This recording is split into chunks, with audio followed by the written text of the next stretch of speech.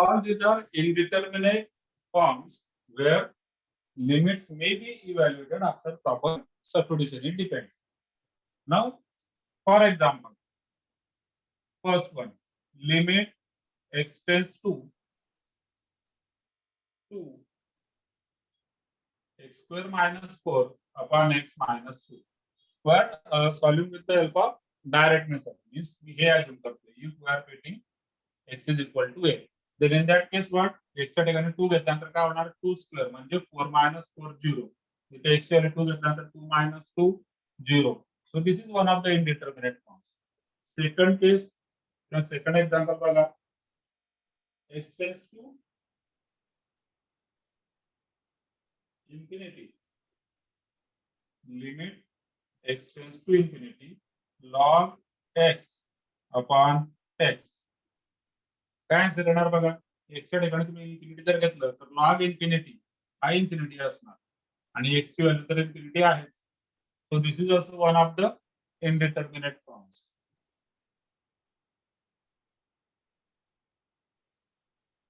Third example बघूया. Limit x tends to 0 1 plus x raise to 1 upon x. x ची value 0 घेतल्यानंतर काय होणार 1 plus 0 म्हणजे 1 रेज टू 1 upon 0 म्हणजे infinity. So this is also indeterminate form. आता महत्वाची काही नोट्स या ठिकाणी लक्षात घ्या. कोणते फॉर्म्स इनडिटर्मिनेट नाहीये. First one, infinity plus infinity is equal to infinity. Double infinity नाही, इन्फिनिटी नाही. आपण हे म्हणजे आता हे जर मी सपोज ते आपले घरातील लहान बालक आहेत ना त्यांना जर असं शो केलं तर ते लगेच लिहून टाकणार टू. का कारण ते असं शिकलो ना आपण आठवलं लहानपणी आठवतं असा एखादा असा एखादा परत असा एखादा परत आणि मग मोजतो आपण किती झाले 1 अधिक 1 अधिक 1 बरोबर 3. तसं हे एक इन्फिनिटी अधिक एक इन्फिनिटी डबल इन्फिनिटी पण इट इज इन्फिनिटी. क्लिअर. बघा ऍडिशन मध्ये infinity plus infinity remains infinity. Subtraction मध्ये डझंट बिकम 0. लक्षात घ्या सबट्रॅक्शन मध्ये काही 0 होत नाही ते कारण इन्फिनिटी इतका मोठा नंबर आहे की आपल्याला नाही माहिती कारण हा इन्फिनिटी वेगळा आणि हा इन्फिनिटी वेगळा असू शकतो. मोठा आहे, खूप मोठा आहे, खूप मोठा आहे पण त्यांच्यामध्ये सुद्धा काहीतरी अंतर राहू शकतं. म्हणजे हा इनडिटर्मिनेट फॉर्म म्हटला जातो. हा मात्र infinity plus infinity is infinity. ठीक आहे. डबल इन्फिनिटी म्हणजे infinity. Next infinity into infinity. Second infinity into infinity तो झाला इन्फिनिटी स्क्वेअर. ठीक आहे. ते जस्ट आपल्या समजण्यासाठी आहे. तसं काही नसतं इन्फिनिटी स्क्वेअर वगैरे काही प्रकार नसतो. It is always infinity. इथं बघा 0 इंटू इन्फिनिटी इनडिटर्मिनेट पण infinity into infinity it is infinity.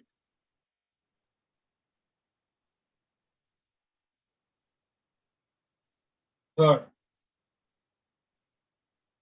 a upon infinity is equal to 0 if a is finite. a finite असला पाहिजे. म्हणून तुम्हाला आठवतं का तो ट्रिग्नोमेट्रिक व्हॅल्यूचा टेबल ज्यावेळेस मी लिहून दिला त्या ठिकाणी मी लिहिलेलं होतं a upon 0 equal to infinity आणि a upon infinity equal to 0. It means these are reciprocals of each other. So this is just for our understanding. But here this a should be what? It should be a finite number. Any number म्हटले infinity upon 0 नाही होणार मग किंवा a ची value infinity किंवा 0 नाही करणार आहे. दोघं केस मध्ये कसा असला पाहिजे तो फायनाइट असला पाहिजे.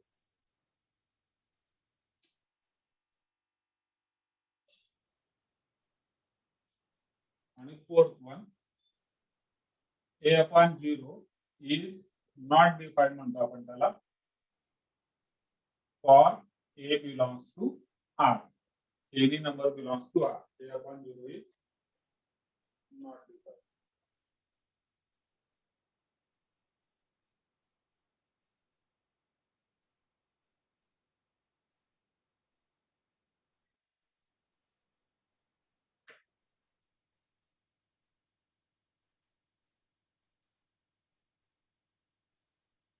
क्लिअर इथपर्यंत काय डाऊट असेल तर विचारा. क्लासवर्क मध्ये क्लासवर्क लिहिलाच गेला पाहिजे, होमवर्क मध्ये होमवर्क केलाच गेला पाहिजे. सेम डे, टुडे इज 1 जून. आज मी झोपणार नाही, तुम्हाला पण झोपू देणार नाही कोणाला. तर बघतोच तुमचा खूपच रिलॅक्स होऊन गेले तुम्ही एकदम कोविड मध्ये.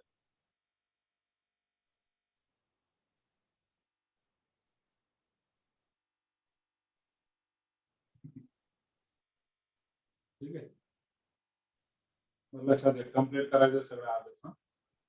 ठीक, आता याच्यानंतर methods of evaluation of limits. Next point is methods of evaluation of limits. So first one is algebraic limit.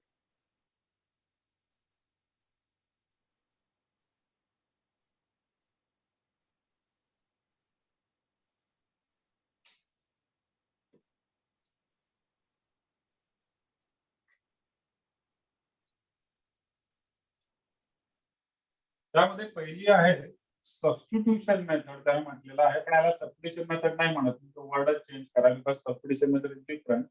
Will use the word direct method. ठीक आहे, डायरेक्ट मेथड. डायरेक्ट मेथड म्हणजे just you have to put x is equal to a and you will get the answer. For example, limit x tends to 1.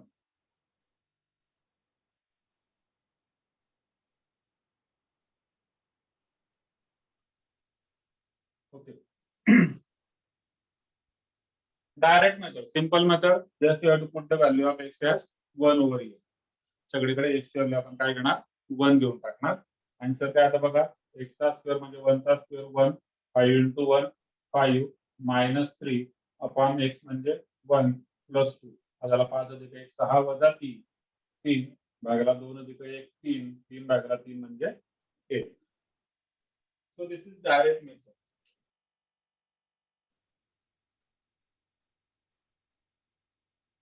Second one, factorization method. Factorization method. ठीक आहे, factorisation method कधी आपण use करतो, if bye direct method 0 upon 0 और infinity upon infinity या टाइपचा जर answer येत असेल तर आपण फॅक्टरायझेशन मेथड यूज करतो. या केस मध्ये काय करायचं असतं मला, तर पहिली step factorise numerator and denominator completely.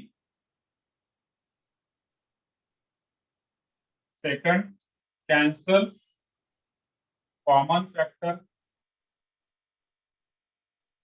And third, use direct method. That is factorization method. For example आपण या ठिकाणी लिमिट घेतलेलं होतं बघा, 0 upon 0 उत्तर येत होतं. तर 0 upon 0 किंवा इन्फिनिटी अपॉन इन्फिनिटी आन्सर येत असेल, ही केस आहे अल्जेब्रिक लिमिट मध्ये. अल्जेब्रिक लिमिट म्हणजे अल्जेब्रिक फंक्शन्स आहेत. अल्जेब्रिक लिमिटचा अर्थ काय होतो, f of x and g of x are algebraic functions. त्याला म्हणतात अल्जेब्रिक लिमिट. मग त्या ट्रिग्नोमेट्रीचा विषय वगैरे काही करत नाही आपण, sine cos tan e raise to log वगैरे काहीच नाही, फक्त अल्जेब्रिक म्हणजे पॉलिनॉमियल्स ज्याला म्हणतो. ठीक आहे, तर फर्स्ट ही सेकंड फॅक्टरायझेशन मेथड. याच्यामध्ये हे एक्झाम्पल आपण सॉल्व्ह करूया. x tends to 2x square minus 4 upon x minus 2. For example, limit x tends to 2 x square minus 4 upon x minus 2. So this can be solved using limit x tends to 2. Numerator मध्ये x square minus 4 त्याचे factor पडतात x plus 2 x minus 2. डिनॉमिनेटरला आहे x minus 2. हा x minus 2 x minus 2 cut होतो. पुढचं limit x tends to 2 x plus 2 आणि x ची value आता बघा, पहिली स्टेप फॅक्टराइज न्यूमरेटर डिनॉमिनेटर. तेव्हा जर तुम्ही त्या डिनॉमिनेटरला केलंच नाही, होतच नव्हतं म्हणून केलं नाही, झालं असतं तर फॅक्टराइज केलं असतं. ठीक,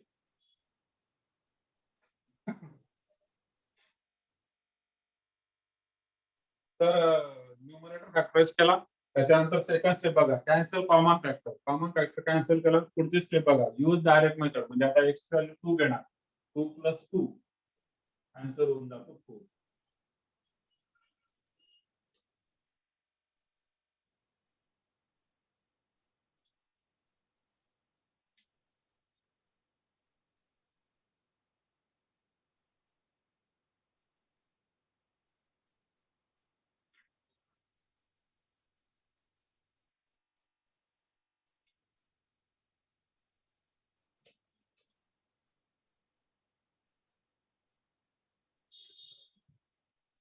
कुठे गेला होता रे? बर, क्लिअर आहे सर्वांना? काही डाऊट असेल तर विचारा. आपण चाललोय हळूहळू पुढे. तर अल्जेब्रिक लिमिट्स मध्ये पहिली मेथड डायरेक्ट मेथड, दुसरी मेथड फॅक्टरायझेशन मेथड, तिसरी मेथड रॅशनलायझेशन.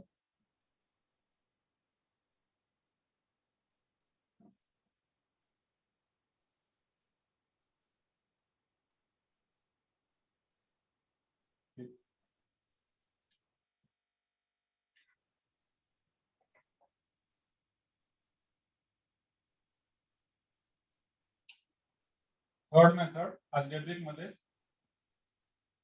Rationalisation method. आता रॅशनलायझेशन मेथड कधी यूज करणार? ऑब्विसली इररॅशनल असेल तर, म्हणजेच अंडर रूट असेल तर. ठीक, if numerator or denominator or both are irrational, आपल्या समजण्यासाठी लिहून घ्या तुम्ही, अंडर रूट मध्ये असतील तर then rationalize त्याच्यानंतर cancel common factor and use direct method. तुम्हाला शॉर्ट मध्ये लिहून देतोय मी, हँडरायटिंग समजून घ्या तर माझ्यासोबत लिहून घ्या. If numerator or denominator or both are irrational म्हणजे स्क्वेअर रूटच्या फॉर्म मध्ये असतील तर देन रॅशनलाइज, पुढची step cancel common factor and then use direct method. For example, अर्थात हे सगळ्या ज्या मेथड्स आहेत या का करायच्या आहेत आपल्याला? मुळात मी तुम्हाला लिमिट शिकवत असताना सुद्धा सांगितलेलं होतं की सगळ्यात अगोदर मी नेहमी हेच करणार. ज्यावेळेस ही मेथड फेल होते त्यावेळेस हे सगळे बाकीचे इतर कार्यक्रम आहेत. नाही तर उगीच काहीतरी अंडररूट बघितलं तर त्याला रॅशनलाइज, काही गरज नाही. प्रत्येक क्वेश्चन मध्ये रॅशनलाइज केलंच पाहिजे असं नाही. जस्ट फॉर एक्झाम्पल बघा, लिमिट इथं नाही घेत नाही, याचा एक्झाम्पल वेगळं घ्यायचं. आता एक एक्झाम्पल सांगतो की ज्याच्यामध्ये अंडररूट आहे, इररॅशनल आहे, पण तरी मी रॅशनलायझेशन करणार नाही. Limit x tends to 2 under root 5 plus x minus x upon under root x plus 2 आहे. क्वेश्चन आहे ना लिमिटचा, असतो ना अशा प्रकारचा क्वेश्चन, बघितलाय ना तुम्ही? असं दिसतं ना गणित दिसायला. मग आता उगीच काहीतरी अंडर रूट दिसतंय म्हणून त्याला लगेच रॅशनलाइज करा असं होत ना. सगळ्यात पहिली मेथड हीच आहे, डायरेक्ट मेथड. ज्यावेळेस डायरेक्ट मेथडने प्रॉब्लेम असतात, 0.0 इन्फिनिटी म्हणजे indeterminate form, any type of indeterminate form जर असेल तरच आपण यूज करणार रॅशनलायझेशन मेथड. व्हिडिओ पॉज आहे का?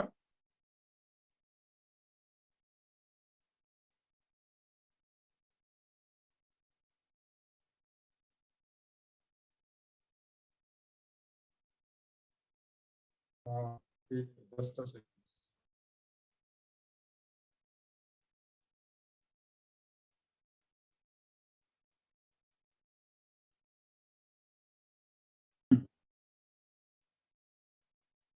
ओके, तर या केसमध्ये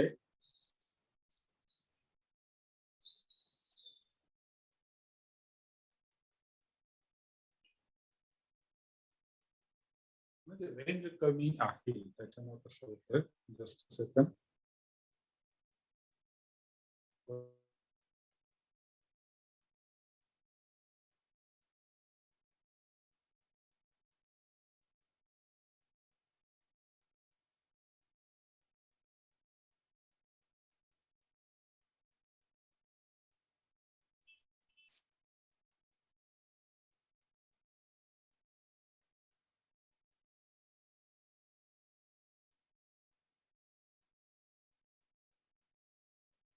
हो हो हो.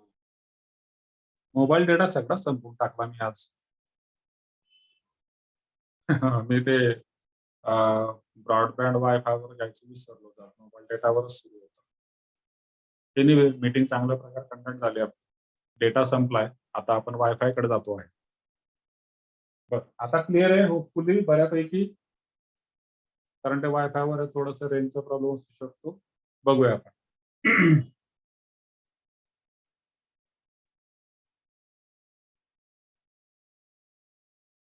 ब्लर आहे थोडा, पण बघूया.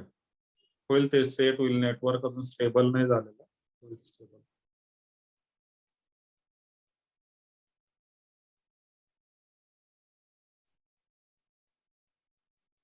ठीक आहे. ओके. तर सांगण्याचा अर्थ सगळ्यात अगोदर डायरेक्ट मेथड. मग उगीच अंडर रूट दिसतं म्हणून लगेच रॅशनलाइज करायची गरज नाही. हे डायरेक्ट मेथडने सॉल्व्ह होणार क्वेश्चन आहे. बघा या ठिकाणी x2 घेतल्यानंतर इनडिटर्मिनेट येत नाही. आन्सर येतो याचा. x2 घेतल्यानंतर काय होणार? अंडर रूट 5 प्लस 2 म्हणजे किती आला तो? 7 आणि मायनस एक्स म्हणजे 2 आणि आपण अंडर रूट एक्स प्लस 2 म्हणजे 2 प्लस 2 4 वरचा under root 2 that is the answer. हे आन्सर आहे. काही राखण्याची गरज नाही. Similar happens with this also factorization. उगीच काहीतरी फॅक्टर्स पडतायत म्हणून फॅक्टर्स पाडले असं होत नाही. ते गरज नाही. तुम्ही जरी ते केलं ना तरी आन्सर बदलत नाही एवढं मात्र लक्षात ठेवा. कारण आपण अगोदरच लिहिलं. If limit exist it is unique. It is unique. ठीक. एक एक्झाम्पल बघा फॅक्टरायझेशन.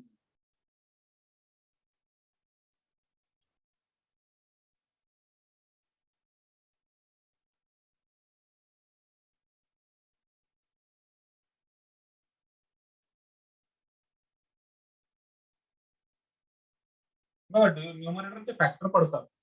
न्यूमरेटर जो आहे फॅक्टर पडतात म्हणण्यापेक्षा ठीक आहे.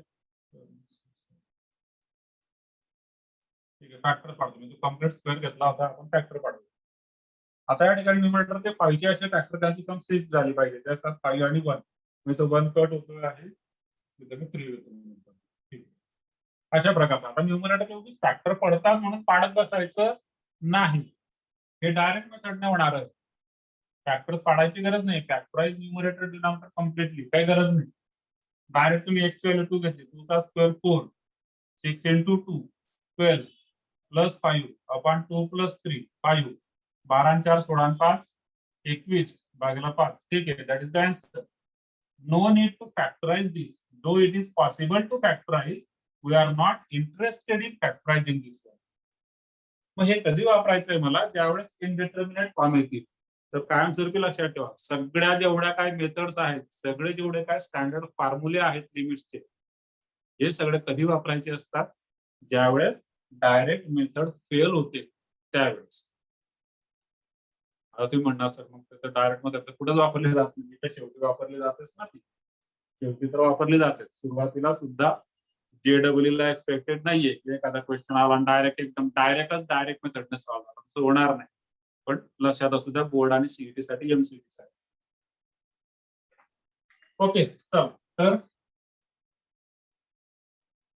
आपण रॅशनलायझेशन बघतो आहे. एक क्वेश्चन याच्यावर लिहूया. For example limit x tends to 4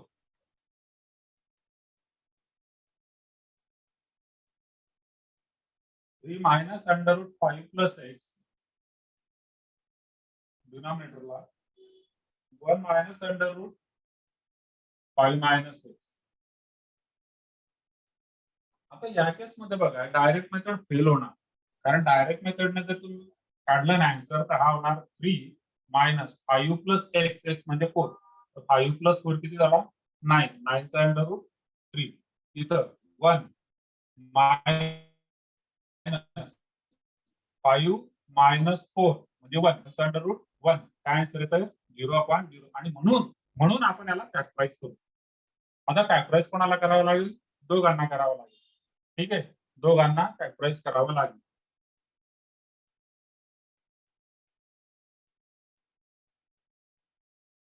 अगोदर न्यूमरेटर लागतो.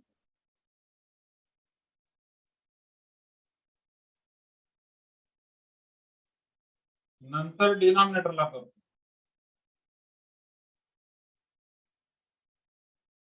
आता याची शॉर्टकट मध्ये आहे, आपण जेडब्ल्यू मध्ये बघा, मी परत सांगतो. आता हे इतकं जे काही मी सॉल्व्ह करतो आहे, हे इतकं सॉल्व्ह करतो कशा करता, की जस्ट फॉर युअर अंडरस्टँडिंग. तुम्ही ज्यावेळेस सॉल्व्ह करणार आहे त्या स्टेपची गरज नाही, डायरेक्ट तुम्ही स्टेप घेऊन सॉल्व्ह करू शकता. लक्षात ठेवायचं फक्त उड्या मारताना पडून जखम व्हायला नको. जिन्यावरून आता उड्या मारत मारत चालले नाही, धपकन खाली पडले काही बघायचं नाही. मग त्यापेक्षा स्टेप बाय स्टेप जा. ठीक, तर उड्या नक्कीच मारा, पण अगोदर तुम्हाला स्टेप्स क्लिअर असल्या तर. ओके, तर हे मी का सांगतोय, कारण आता ज्यावेळेस आपण रॅशनलायझेशन यूज करतो, न्यूमरेटरचं रॅशनलायझेशन काय होणार, तर क्लिअर कट आहे मला बघा. आता इकडे जातच नाही, इकडे न्यूमरेटरचं रॅशनलायझेशन काय होणार, ए मायनस बी ए प्लस बी म्हणजे ए स्क्वेअर 9 मायनस बी स्क्वेअर म्हणजे 5 प्लस एक्स. मायनस साइन आहे म्हणून इथं देणार ब्रॅकेट. डिनॉमिनेटरचं रॅशनलायझेशन काय होणार, 1 चा स्क्वेअर 1 मायनस या अंडर रूटचा स्क्वेअर म्हणजे 5 मायनस एक्स. रॅशनलाइज करून टाकलं, मल्टीप्लाइड बाय याचा रॅशनलायझिंग न्यूमरेटरचा यूज केला, डिनॉमिनेटरचा तर राहिला ना तसाच, म्हणजे 3 plus under root 5 plus x इकडे. याचा रॅशनलायझिंग डिनॉमिनेटरचा यूज केला, पण न्यूमरेटरचा तसाच राहिला, म्हणून न्यूमरेटरचा इथून. मला तुम्ही इथून सॉल्व्ह केला तरी इथं पोहोचताय, मी इथून डायरेक्ट सांगितलं तुम्हाला कसंही करा. काय होतं पुढे, लिमिट एक्स टेन्स टू 4, हा 9 मायनस 5 म्हणजे 4 plus x upon 1 minus 5, sorry 9 minus 5 म्हणजे 4 आणि मायनस एक्स. डिनॉमिनेटरला 1 मायनस 5 म्हणजे minus 4 minus minus plus x multiplied by. तर याला काही विषय नाही, डायरेक्ट सॉल्व्ह होणार. 1 प्लस एक्स ची व्हॅल्यू 4 घेऊन टाका, एक्स ची व्हॅल्यू 4, हा 5 प्लस 4 झाला 9 चा अंडर रूट 3, इकडे 3 प्लस 5 प्लस 4 झाला 9, दोघीकडे 5 होता, इकडे 1 मायनस 5 मायनस एक्स होता ना, 1 प्लस 5 मायनस एक्स, त्याच्यामध्ये मायनस आहे, सेम कसा येणार तो ठिकाणी, तर इथं मायनस साईन. ठीक, तर 1 प्लस 5 मायनस 4 म्हणजे 1, 1 चा अंडर रूट 1, 3 प्लस 5 प्लस 4 म्हणजे 9 चा अंडर रूट 3. इकडे लिमिट जर तुम्ही डायरेक्टली करू शकता, 4 मायनस एक्स आहे, हा एक्स मायनस 4 आहे, 4 मायनस एक्स आहे, एक्स मायनस 4 आहे, म्हणजे 4 मायनस एक्स आणि 4 मायनस एक्स कट झाला, तर पहिल्यामध्ये मायनस 1 होतो, इकडे 1 प्लस 1 2 आणि 3 प्लस 3 6, 2 अपॉन 6 म्हणजे 1 अपॉन 3 आणि minus minus 1 upon 3 is your answer.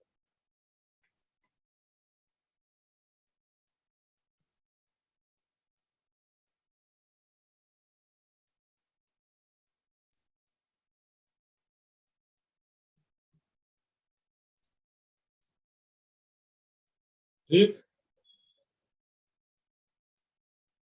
काही डाऊट असेल तर विचारा.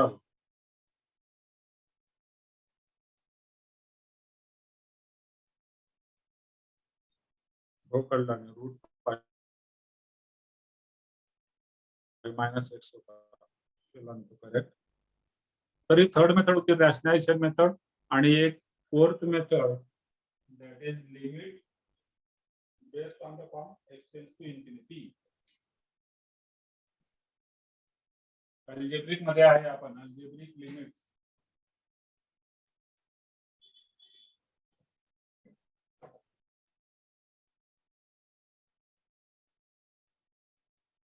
So fourth one, based upon x tends to infinity.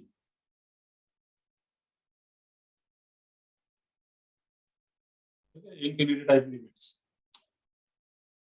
So whenever x tends to infinity, how to solve the question?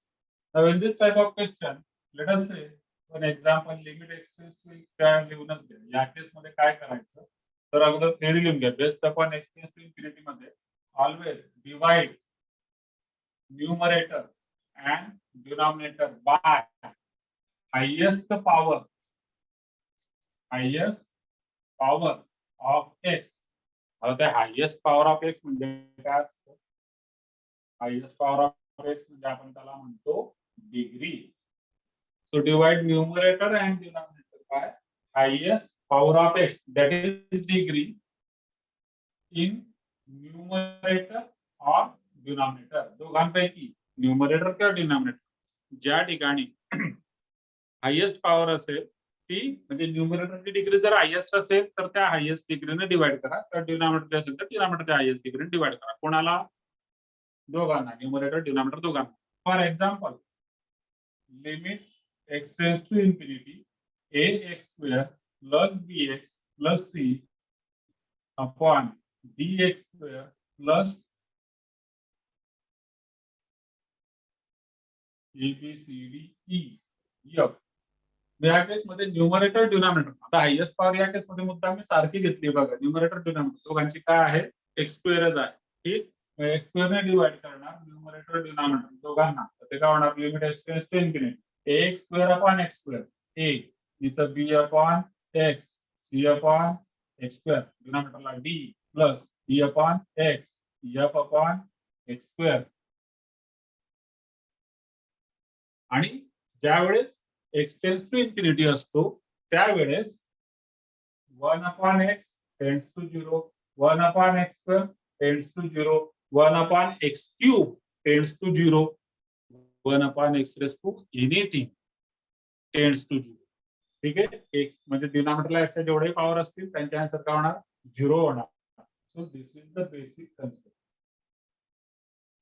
मग आता इकडे मला उत्तर मिळणार या लिमिटचं, आणि ते काय असणार आहे बघा, हा b upon x 0, c upon x square 0, e upon x 0, f upon x square 0. मग डायरेक्ट उत्तर काय झालं? A upon b is the answer. So this is basically one of the shortcuts for this. Directly आपण करतो, इथं जर power सारखी आहे एक्स स्क्वेअर डिवाइड केल्यानंतर ए अपॉन डी हे आन्सर होऊन जाणार.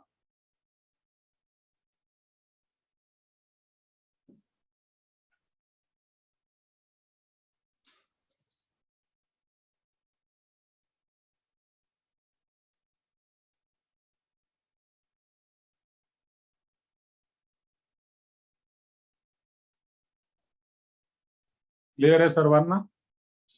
ओके मंदार, काय डाऊट अजून कोणाला काय डाऊट असेल विचाराल, डाऊट नसेल तर नको. ओके ठीक, बर. मग आता होमवर्क, आता होमवर्क.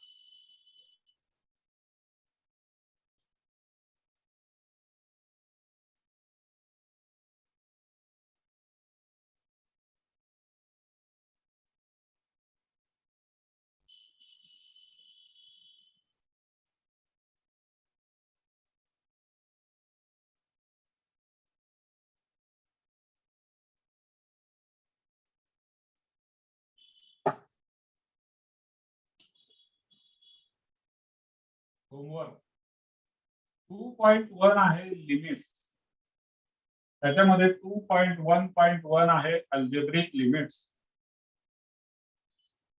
ठीक आहे, 2.1 लिमिट्स आहे, 2.1.1 अल्जेब्रिक लिमिट्स आहे. So in this there are total 49 questions. Again splitting it as odd and even, odd for girls, even for boys.